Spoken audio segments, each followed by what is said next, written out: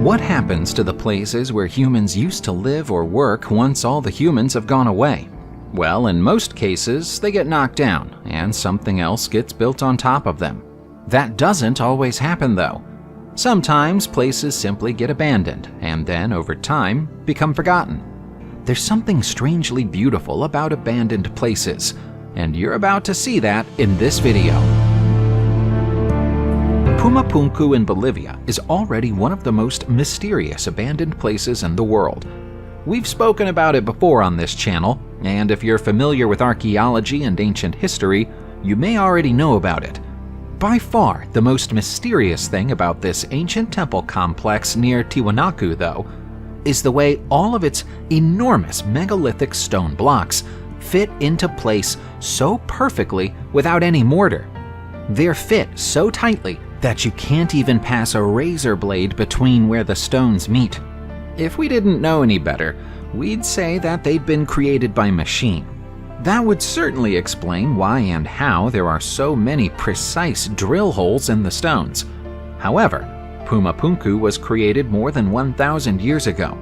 We don't know which civilization built the site, but we do know that they didn't have a writing system. How is it possible that they did all this without any advanced technology?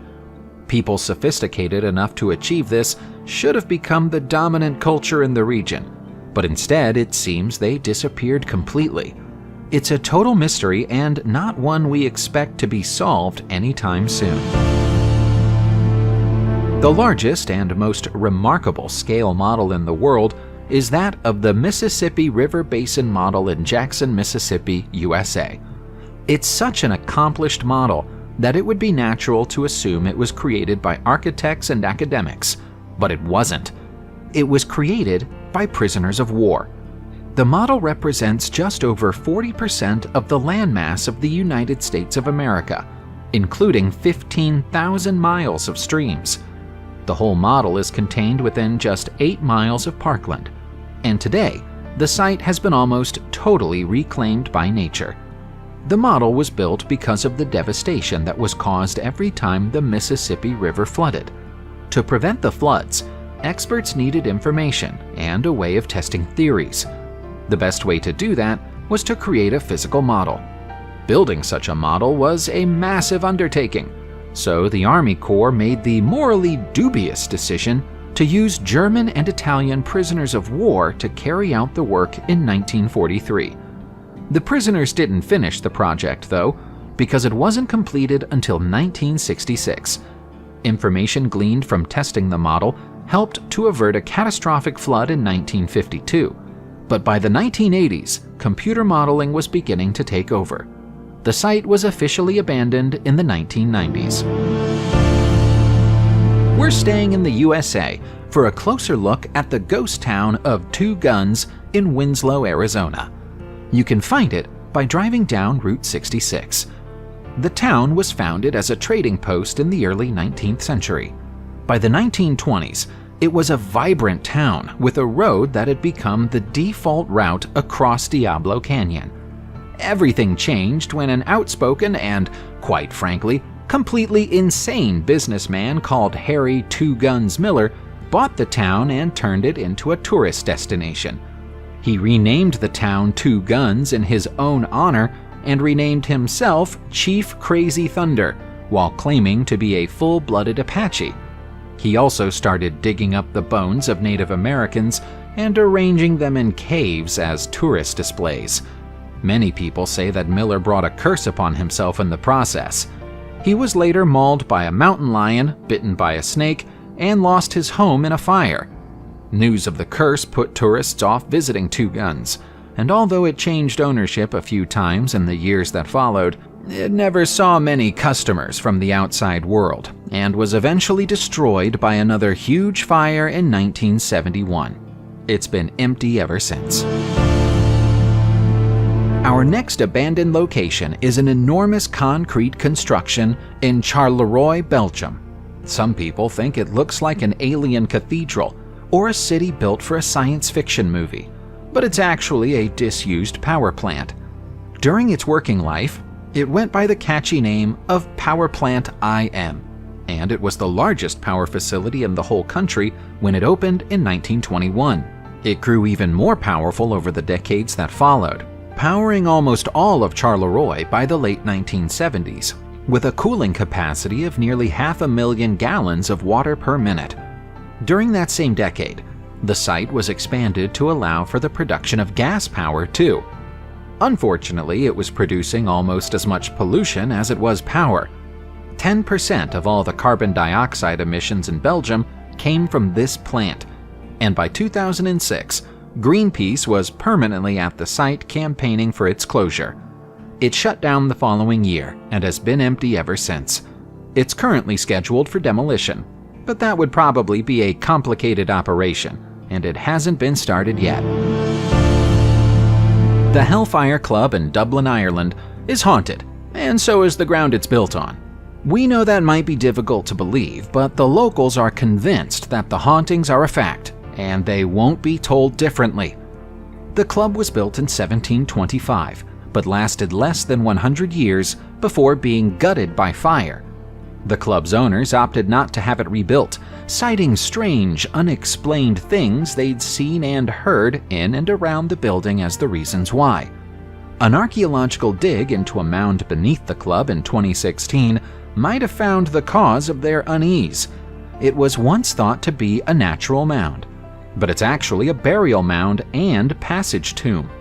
Worse still, some of the stones from the passage tomb appear to have been used by the Hellfire Club's builders to create the foundations of the structure. To make things even weirder, the tombs were empty, save for a skeleton clutching a figurine of the devil in its bony hand. The tale gets weirder still, because the skeleton was only 250 years old. They died while the Hellfire Club was still open, and their remains were placed inside the passage tombs. How creepy is that? When the communist era ended in Albania, monuments to the former communist government weren't looked upon fondly. Because of that, the Pyramid of Tirana is now a broken, battered shell of the glorious building that it once was. It looks ancient, but it wasn't built and opened until 1988. That was close to the end of communism in the country. 3 years earlier, communist leader Enver Hoxha had passed away, and the pyramid was supposed to be a monument to his legacy of success. The Albanian people weren't convinced they wanted the monument or that his supposed success was worth celebrating. The system of government changed in 1992, and all installations honoring Hoxha's name within the pyramid were removed immediately. At first, the building was repurposed as a convention center, and then became a military staging area. Following on from there, it became the headquarters of a television channel. Unfortunately, none of these new owners had much money to pay for the upkeep of the pyramid, and so it fell to rack and ruin. It was also a regular target for vandals and looters because of its former political associations. These days, it's earmarked for demolition, although a small community group has been campaigning to keep it protected as an important part of Albanian history. There are few things worse than being in prison, but we might be able to think of one. How about being in prison underneath the water? Rummu prison in Estonia is an underwater prison, but thankfully it wasn't beneath the waves when prisoners lived within its walls. That would have been both impractical and highly illegal. The prison was built in this location by the Soviet Union during the 1940s because it was conveniently close to a limestone quarry. The prisoners were used as free labor and spent their days toiling in the quarry to extract whatever they could. After 1991, though, when Estonia became an independent nation, it was decided that what went on at Rummu amounted to cruel and unusual punishment, and the prison was closed. With nobody left to maintain it, groundwater rapidly flooded the site and partially submerged it. It's now a popular tourist spot for divers, who have reported that some of the mining equipment that was used here is still in place below the waterline. You can even swim through some of the old cells if the mood takes you. The Sanatorio de Cesuras in Coruna, Spain, was built in response to the tuberculosis crisis of the late 19th and early 20th centuries. The disease was massively infectious and impossible to treat, so the kindest and safest thing to do with people who had it was to send them to facilities like this one. There's a reason why the Sanatorio de Cesuras looks like such a haunted old wreck today, though. The building was never finished. Work on the sanatorium began in 1925 under the guidance of the renowned architect Rafael González Villar, but a lack of strategic and financial aid from the government meant that funds ran out before he could see the project through to completion. Work briefly resumed in 1933 but stopped again in 1936, and the building has been abandoned ever since. Both the sanatorium and the land it's built on belong to the local Osa Cesuras Council, which has never shown any interest in either demolishing or developing it. The site is popular with urban explorers, but is so badly dilapidated that it's thought to be in danger of collapse. Salton City was once an oasis in the deserts of California, and a favorite hangout spot of Hollywood celebrities. Now it's like something from a post-apocalyptic movie.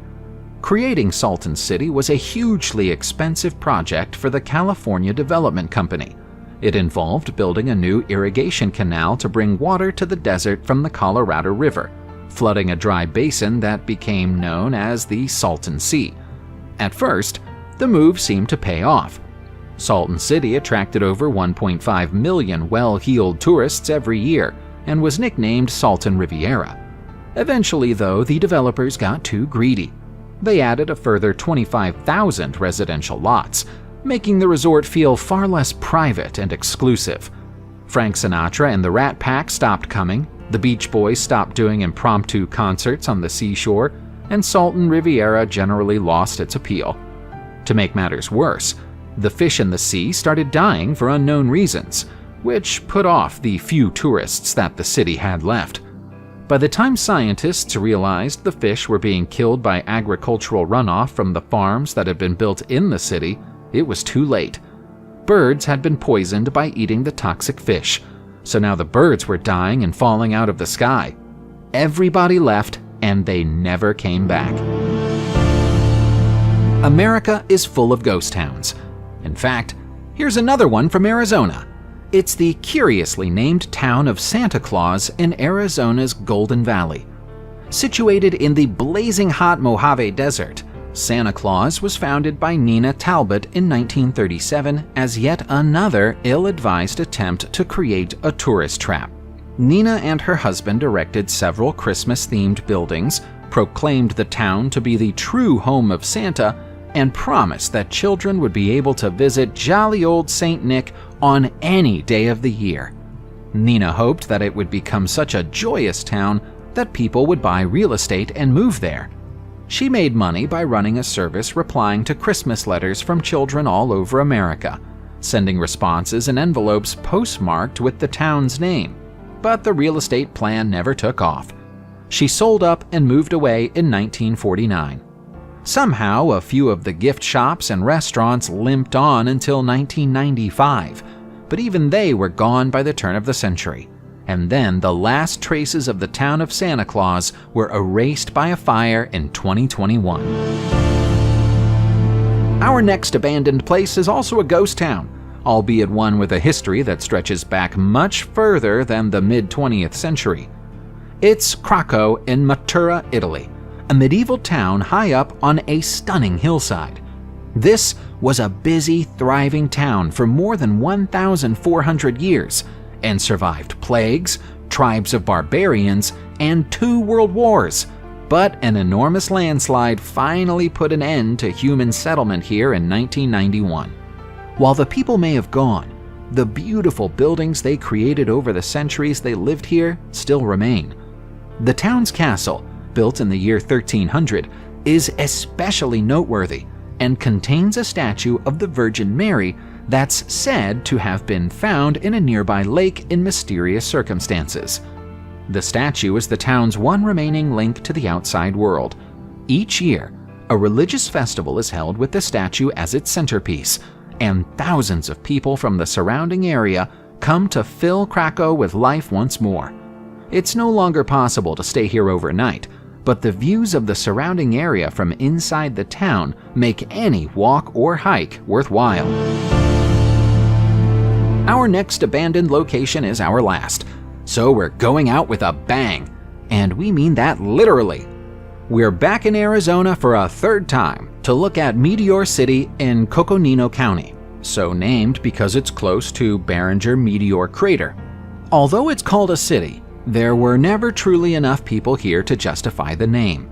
It was more like a trading post, known for its bizarre dome. The dome is still standing and is topped by a yellow mohawk. Why the dome has a mohawk is unknown. Meteor City started as little more than a Texaco gas station in 1938. By 1941, it had expanded to offer groceries and souvenirs, including postcards, petrified wood, Baja shirts, and supposedly Navajo rugs. The Native American theme continued when the world's largest dream catcher was erected on it a few years later, after which a 100-foot-long map of Route 66 was painted outside the dome. Meteor City's fame faded over the years, and by 2012 it had become abandoned after the last owners failed to find anybody willing to meet the $150,000 asking price. This story could yet have a happy ending though.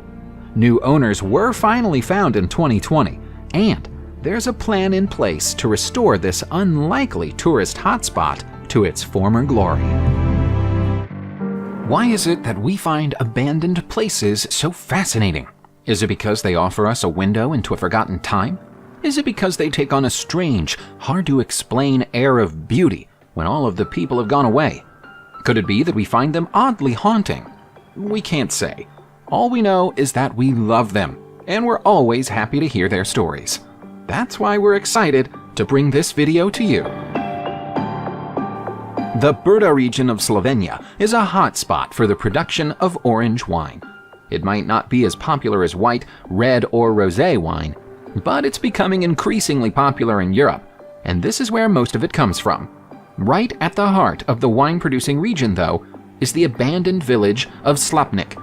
This tiny settlement was once home to around 80 people living between just 17 houses.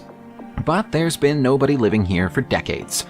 The former homes of the residents are just about still standing, but vines and foliage have begun to grow through every door and window. There's no single incident to blame for the abandonment of Slutnik. It was simply a slow process of people either passing away or moving on over many years, until there was nobody left. The very last residents are believed to have moved out shortly after Slovenia became independent in 1991.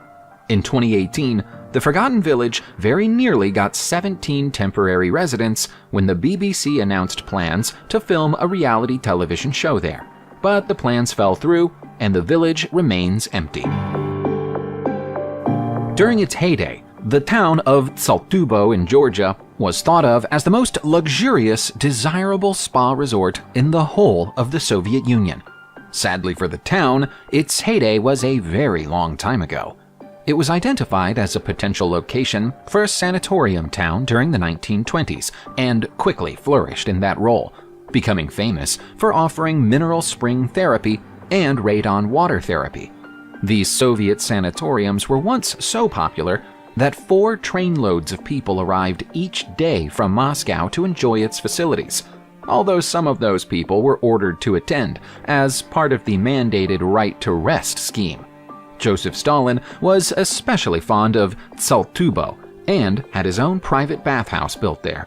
The popularity of Tsaltubo endured for as long as the Soviet Union did, persisting until 1990, when the USSR collapsed in on itself. It was entirely abandoned between 1990 and 1992, but thereafter became a shelter for Georgians fleeing war in Abkhazia. Around 8,000 people lived in the empty sanatoriums for a year or more, but today they stand empty once more. They're in a surprisingly good state of repair, all things considered. As the Soviet Union began the difficult and dangerous task of cleaning up Chernobyl after the infamous nuclear disaster of 1986, one of the many logistical problems they had to deal with was what to do about the vehicles used in the cleanup. Any vehicle that was close to the power station when it melted down was contaminated, as was any emergency services vehicle that attended the scene and any vehicle that was used to excavate rubble or waste. All of those vehicles became dangerously radioactive, and so they had to be sent somewhere for permanent storage. That somewhere turned out to be the previously sleepy village of Buryakovka. The tiny village is only 40 miles from Chernobyl, and its residents were evacuated in the aftermath of the disaster. They never came home. Instead, Buryakovka spent the next 10 years being filled up with hazardous waste from Chernobyl. At first, the vehicles and equipment were dumped in carefully dug trenches. By the end, they were just being lined up in the streets. Much of the waste is still radioactive, albeit not as radioactive as it was during the 1980s and 1990s, and the facility is officially off-limits to civilians for 300 years. Our next abandoned location goes by a few different names.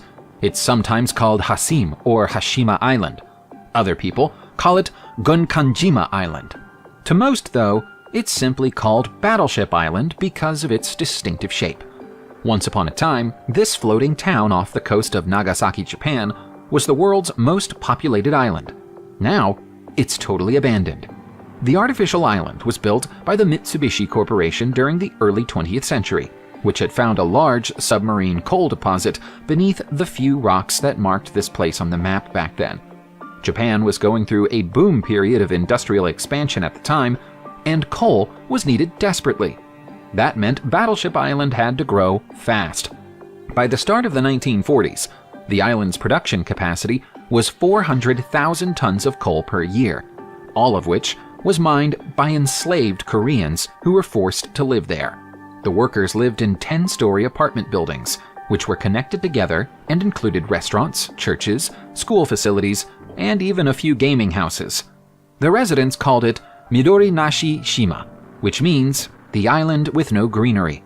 The coal eventually ran out in the mid-1950s, so Mitsubishi closed the operation down and sent everybody home, turning the whole island into an enormous time capsule. The technical name for this space-age piece of technology is ROT-54, but it's far better known as the Heruni Mirror Radio Telescope. It's named for Paris Misakovich Heruni, the man who built it in Armenia during the 1970s. Had it ever worked as it was intended to, it would have been the most powerful radio telescope in the world. The facility stands at the top of Mount Aragats, offering an incredible view across the Armenian hills. The dish alone measures 177 feet across the center and was configured to make observations at the 300 GHz level. Sadly, it was never meant to be. Work on ROT-54 began in 1975 and continued for the next 10 years. By 1985, scientists were ready to begin testing it at partial capacity, but their work was curtailed by an earthquake in 1988. It took until 1990 to get it up and running again, by which time the powers that be had decided it would work better as an astronomical telescope. Converting it to serve that process has proved to be a fool's errand. The project has suffered technical setback after technical setback. Since the control arm of the secondary mirror failed in 2012, it seems that the government has finally given up on it. The interior of the facility is still beautiful, but no significant work has ever been done here. The history of Holloway Prison in London, England is long and complicated. It opened in 1852 as a general admission prison, but was repurposed in 1902 to become England's first female-only prison facility. Because it was female-focused, Holloway is where the suffragettes were sent during the early 20th century, many of whom went on hunger strike. Nazi sympathizer Diana Mosley was held in Holloway during the Second World War, and later notorious inmates included murderers Mira Hindley and Rose West. In 2015, the government made the sudden and unexpected decision to close Holloway permanently and offer it up for sale to property developers. All of the inmates were transferred away to other prisons, and Holloway closed its distinctive gates for the final time in July 2016. It wasn't until 2019 that a sale was finally agreed, with the prison and all of its associated buildings now in the hands of property development company Peabody. They paid around $112 million for the site, and now intend to create 1,000 homes within the confines of what was once one of the most notorious prisons in the United Kingdom. As of 2021, demolition work still hasn't begun, and Holloway Prison is still standing. Sammezzano Castle in Tuscany, Italy is one of the most stunning castles you'll ever see. It's a crying shame that it's abandoned. But abandoned is what it is, and it's been that way for a long time now. There's been a grand building standing at this site since 1605, when Spanish nobleman Ximenes of Aragon built a palazzo here. Although the castle that stands today is a redevelopment of the original work carried out by Marquis Ferdinando Ximenes Panciatici in 1853. It took 40 years for builders and architects to carry out all of the Marquis's elaborate and precise requests. By that time, the Marquis was very old and didn't get to enjoy his dream home for long. Sammezzano was converted into a 5-star hotel after he passed away and was popular in that form for more than a century. But the increasing cost of upkeep, coupled with an ever-dwindling number of visitors, forced it to close during the early 1990s. There have been rumors about reopenings and redevelopment plans almost every year since then, but nothing has ever come to fruition. A visit to the site of the building known as Garage No. 7 in Kiev, Ukraine, fires up the imagination. What might this magnificent building once have been? An advanced military facility, perhaps? A top-secret warehouse or a grand cathedral? Based on its size and shape, you might even think that it's a crashed flying saucer. But it's none of these things. In reality, this is nothing more significant than an old bus station. Perhaps we're doing it a disservice by describing it in such terms, though.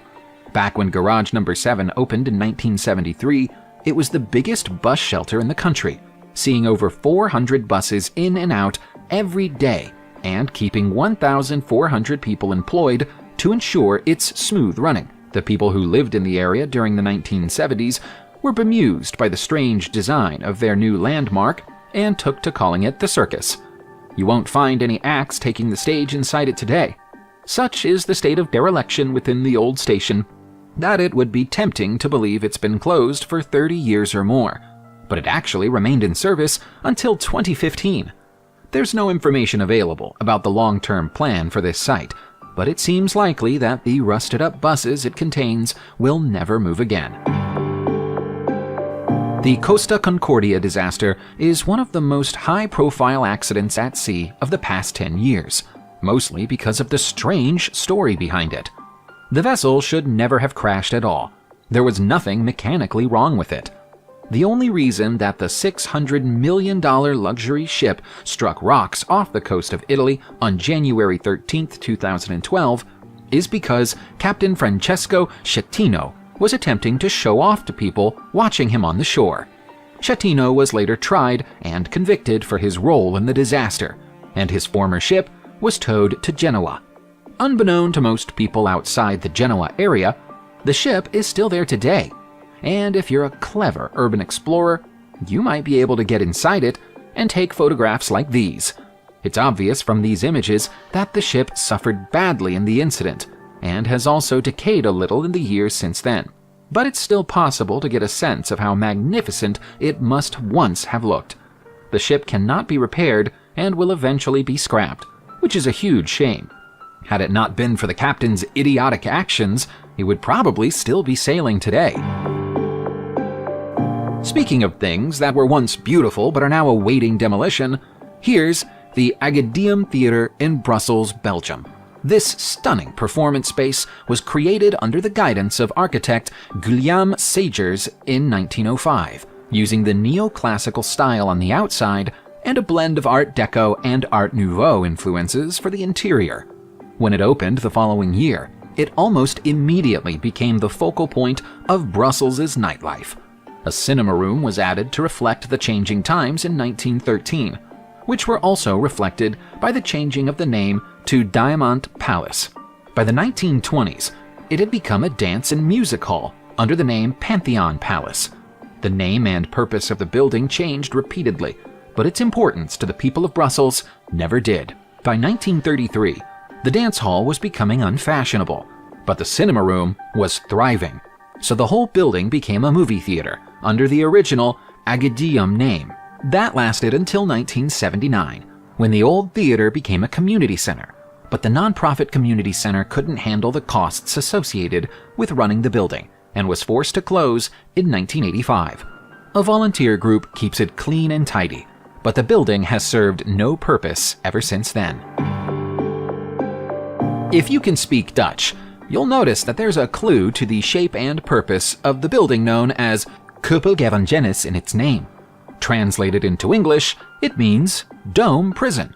The architecturally unique prison was designed and built in Breda in the Netherlands in 1886, and is best known today for being the place that Dutch people were sent after the Second World War if they were found guilty of collaborating with the Nazis. It's a panopticon prison, styled after the design made famous in 1791 by Jeremy Bentham, and thought to be efficient because it allows the guards a clear view of every prisoner and every cell from their position right at the center of the dome. The koepelgevangenis holds the distinction of being declared a Dutch national monument while it was still open, receiving the designation in 2001.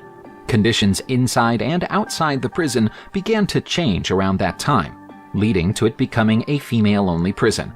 It stayed that way until 2013, when it was closed due to budget restrictions. Since then, it's been used to host a few one-off events and performances, but there's nobody based here permanently anymore. If you're into creepy abandoned locations, the former veterinary school in Anderlecht, Belgium, will take some beating. The building was shut down when the school moved to a new location in Liege in 1991, but someone forgot to back up all the old jars containing pickled animal remains, and they're still there. The remains, which include mutilated or deformed animals preserved in whole or in part, are mostly held within a sickly yellow liquid, which has been described by urban explorers as smelling worse than a polluted river on a hot summer's day. The smell of the specimens blends with the reek of mold in the decaying building to result in an odor you or I would probably never want to get close to. We salute the fortitude of the determined urban explorers who did so in order to bring us these images. Some of the jars are missing their lids, which makes them dangerous given that they're full of formaldehyde. It's a little surprising that the city's authorities haven't either demolished the spooky old school or at least made better attempts to make sure people get inside.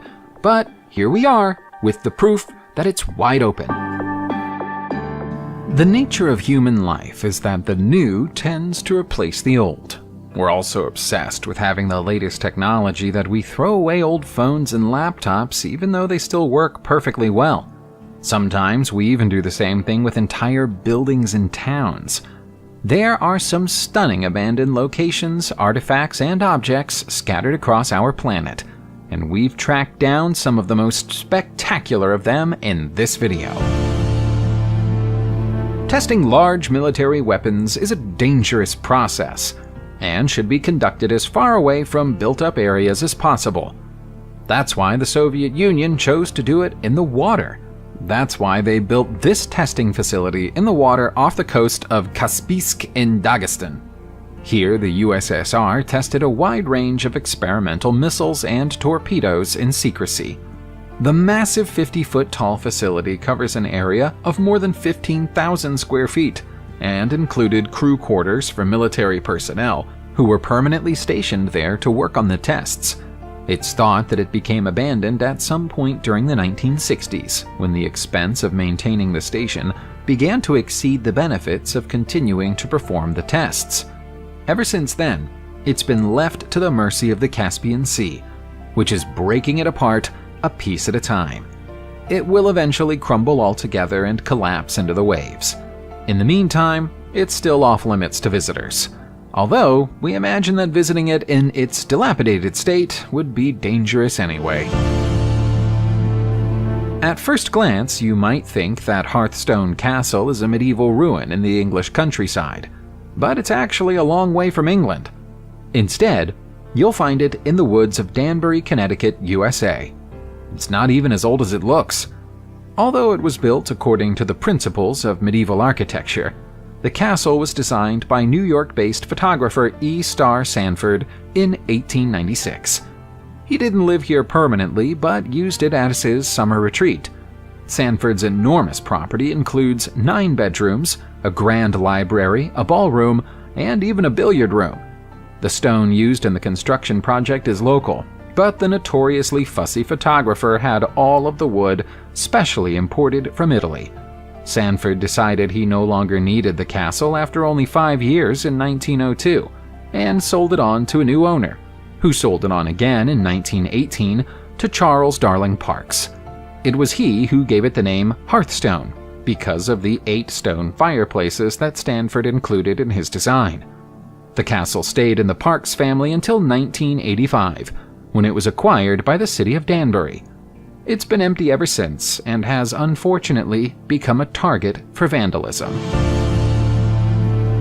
Few things make for a sadder sight than an abandoned theme park, especially one that used to be as beautiful as the Ho Tuy Tien water park in Vietnam. Some of its beauty still remains today, even though it's been over a decade since it was open to the public. In fact, parts of the park still appear almost pristine. That's because big mistakes were made with the opening of the park, and it didn't stay open for long after opening its doors in 2004. The park's owners made the regrettable choice to open the park before it was finished. When the first visitors arrived, the only things that were open were the dragon aquarium and a handful of the smaller rides. The dragon sculpture, complete with exotic fish inside glass tanks in its torso, and surrounded by a moat full of live crocodiles, was a spectacular sight. However, it wasn't enough to keep the paying public entertained, or persuade them that they were getting a fair return on their entrance fee. Word of mouth that the park was a letdown spread quickly, and by the time the rest of the rides opened, it was too late. The park closed in 2008 and has now been overrun by nature. Communist nations are sometimes accused of creating dull, brutalist monuments. The Buzludzha monument in Kazalnak, Bulgaria, might be abandoned today, but it can't be accused of being a boring monument. Bulgaria isn't a communist nation today, but back in 1974, it was an extension of the Soviet bloc. The ruling Communist Party decided it needed a suitably grand headquarters in 1974, and the Buzludzha monument is what they came up with. The flying saucer-like design was eye-catching even back then, and today, it's an even bigger curiosity because of the decay that exists around and within it. The site of the monument was specifically chosen because local communist hero Dimitar Blagov stood on this hill in 1891 and convinced a large audience that communism was the right choice for Bulgaria's future. When the building was still in use, it had a large stained glass red window, complete with the logo of the CCCP, but that was deliberately smashed after the fall of communism in Bulgaria in 1989. The building was attacked and looted several times in the years that followed, so little of value remains within its walls today. The site of the enormous Rouges facility in Luxembourg has become an accidental monument to the country's former steel manufacturing industry. The name Terre Rouge translates into English as Red Earth, which is a reference to the way that iron ore has given the area a distinctively red hue. The seam of iron ore that was once exploited here was very close to the surface, which made it easy to mine and led to a whole town growing up around the factory. Although smaller facilities appeared in the 1830s, the Terre Rouge factory commenced operations during the 1870s. Within 10 years, it had started producing steel, leading to a steel manufacturing boom and an explosive period of growth that lasted until the 1970s. That decade saw the steel industry in Luxembourg collapse suddenly, with almost no accessible ore left in the area. The machinery inside the plant was dismantled and sold overseas, and the factory was closed by 1979. No further use for the facility could ever be found, and so it remains empty. For a place that's been deserted for more than 40 years, it's in remarkably good condition. The name Church of Decay sounds like it ought to be the title of an album by a heavy metal band, but it's also a real place in Liege, Belgium. Of course, that isn't the name it had when it opened. When the first church was built on this site during the 12th century, it was called Église Saint-Pierre. Various churches were built and demolished on the site over the centuries that followed, but the original Romanesque tower was always preserved. The current incarnation of the church, built in the neoclassical style, was finished in 1756, and then extended to cope with a growing population in 1895. The extension proved to be a mistake. Dry rot set in quickly in the newly built rooms and then extended to the rest of the church. A restoration project in 1972 was thought to have permanently solved the problem. But then an earthquake struck in 1983 and damaged the church badly. It partially reopened after the disaster, but had to be closed because of safety concerns in 1999. It's remained closed ever since then, and the dry rot problem has returned, earning the church its nickname. Tropicana Pool in the Dutch city of Rotterdam used to be the de facto place to go if you were in the city in search of entertainment or leisure. Aside from a huge swimming pool, Tropicana also had a sauna, a wild water river, and even a nightclub that opened during the evenings. The nightclub was probably a little bit on the warm side, especially on a busy night, but it also had palm trees and tropical scenery you wouldn't find anywhere else in the Netherlands. Unfortunately, the combination of nightclub visitors and a swimming pool led to sanitation and hygiene problems. An inspection by city officials in 2007 identified a whole slew of problems, most of which involved the cleanliness of the pool. After being forced to pay a heavy fine, the resort's owners decided that the costs of fixing the problems exceeded the value they'd gained from doing so. They declared bankruptcy and the city took ownership. It was briefly used as a greenhouse, but more recently, the cellars have been used to grow mushrooms. The old swimming pool and nightclub above those cellars are entirely abandoned. The Cementificio Pezzenti cement factory in Alzano Lombardo, Italy, was once so busy that it was the single biggest employer of people in the entire town. Those days are long ago and far away now. The factory opened in 1878 under the control of the Pezzenti brothers, who came from one of the country's wealthiest industrial families. The location of the plant next to the Sario River and the Morleo Canal was specifically chosen to ensure that the factory had a constant supply of much-needed water for industrial cement processing. The factory survived the First World War unscathed and was producing 60 tons of cement per day by 1939. But the outbreak of the Second World War forced its temporary closure. It eventually recovered to become the highest supplier of Portland cement in the world. But times were changing. A more modern factory was built nearby during the 1960s, resulting in the obsolescence and closure of Cementificio Pezzenti in 1971.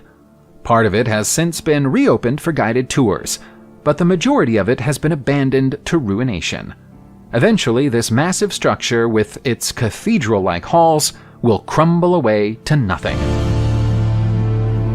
Back in 1906, the city authorities in Kiev, Ukraine, decided that trams were the future of transport.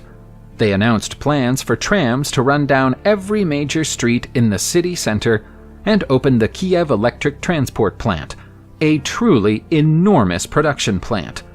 It grew larger and more productive with every passing year, reaching its peak in the 1950s, when it made 2,000 trolley buses in just 10 years.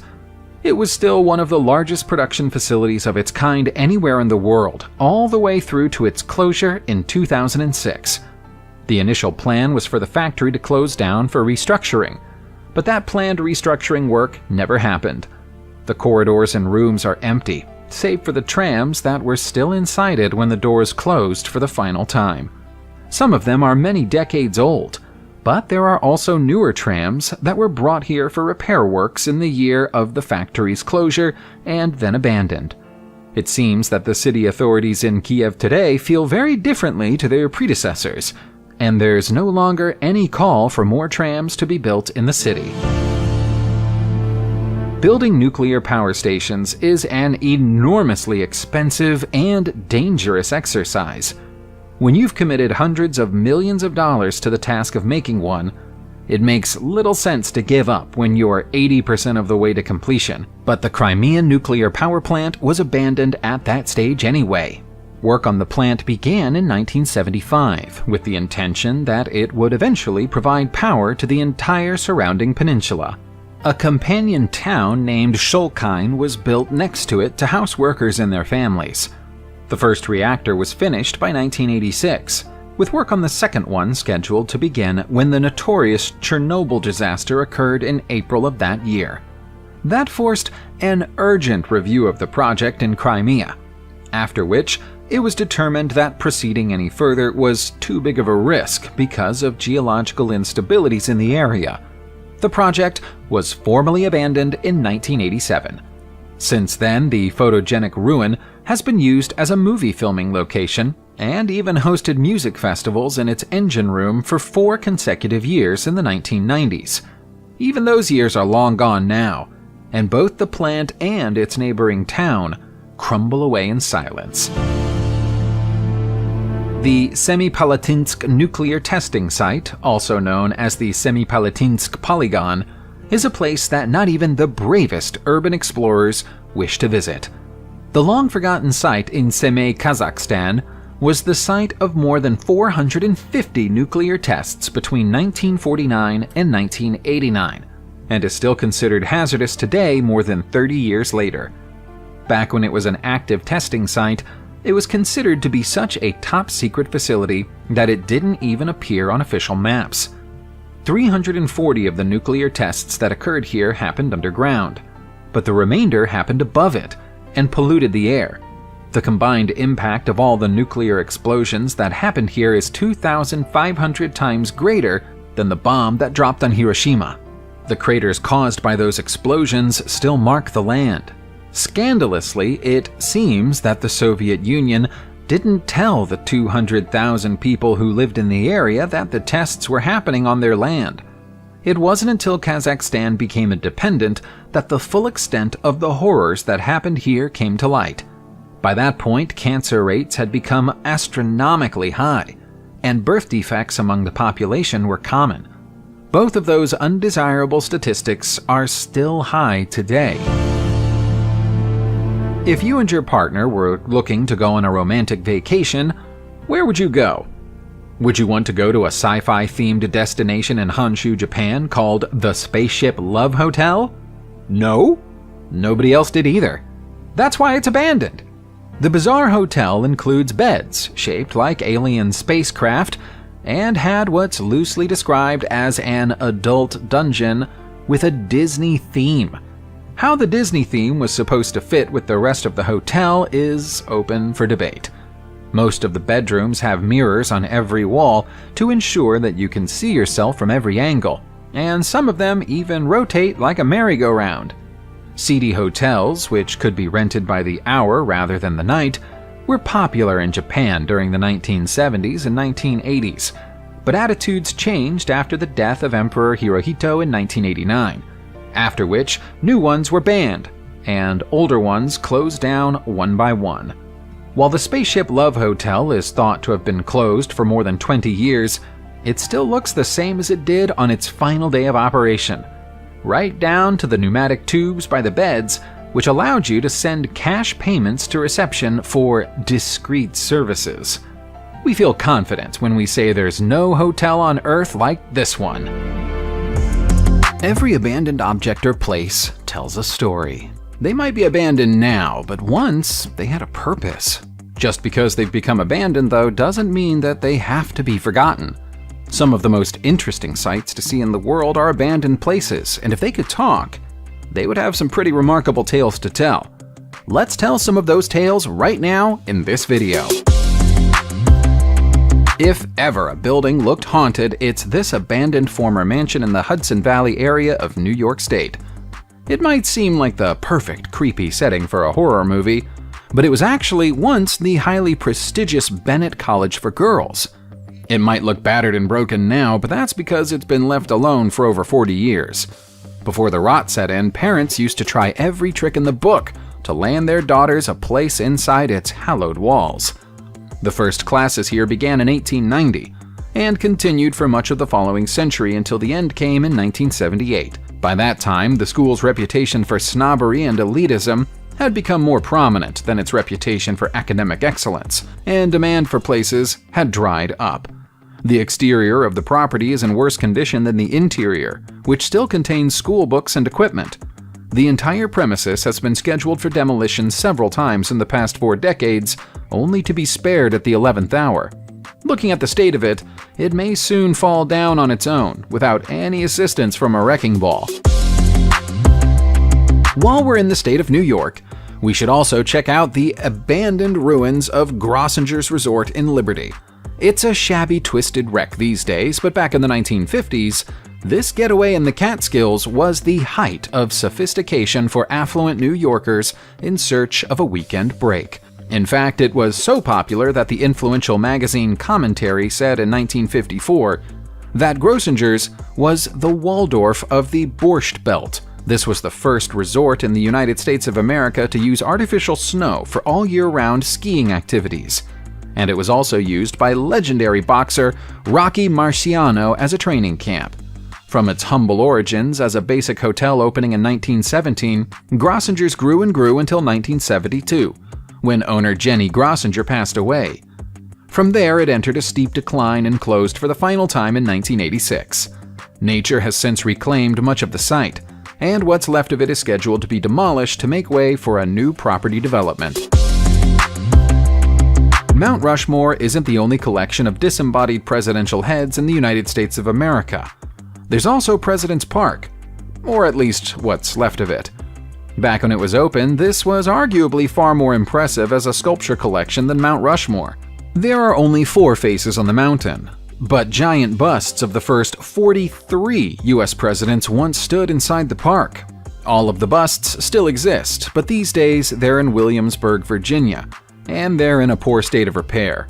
The park closed in 2010 and left the 20-foot-tall heads without a permanent home. Park owner Howard Hankins wasn't sure what to do with them, but he felt that destroying them would be a disrespectful act, and so he had them all shipped to his family's private farm in Virginia. That's where they've remained for the past decade. Howard would love them to go back on display somewhere in the future, but they'd need more than a little maintenance before that can happen. If you ever find yourself in need of a nuclear bomb shelter, head to Switzerland. The country's 300,000 shelters contain space for approximately 9 million people.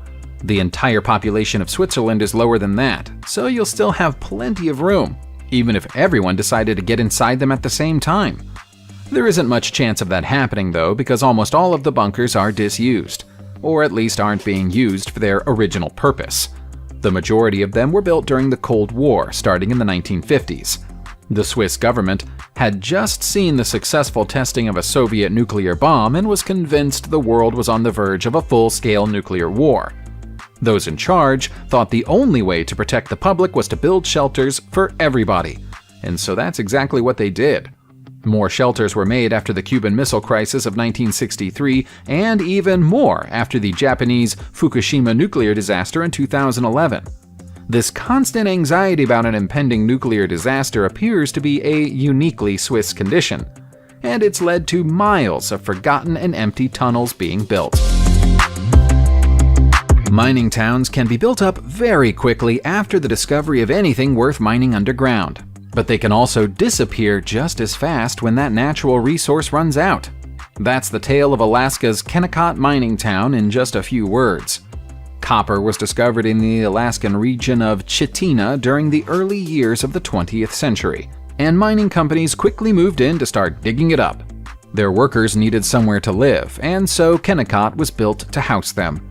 By the 1930s, the town had its own hospital, school, church, bar, and railway station. That was the peak of the town's existence. But the end came more quickly than anyone expected it to when the copper seam ran out in 1938. The mines were shut down, the trains stopped running, and the occupants of the town had to go elsewhere in search of work. These days, all of their former homes stand empty, and the only people you'll see on its streets are visitors and tourists. Many of the old buildings are now on America's National Register of Historic Places. Residents of Japan didn't have the option of leaving the country for vacations during the 1950s and 1960s, so the government did its best to give them places closer to home to stay and relax. One such place was the once glorious Hachijo Royal Hotel on the island of Hachijojima in the Philippine Sea. This beautiful region was hailed as Japan's version of Hawaii by those who promoted it, and it could be reached from Tokyo by ferry in a few short hours.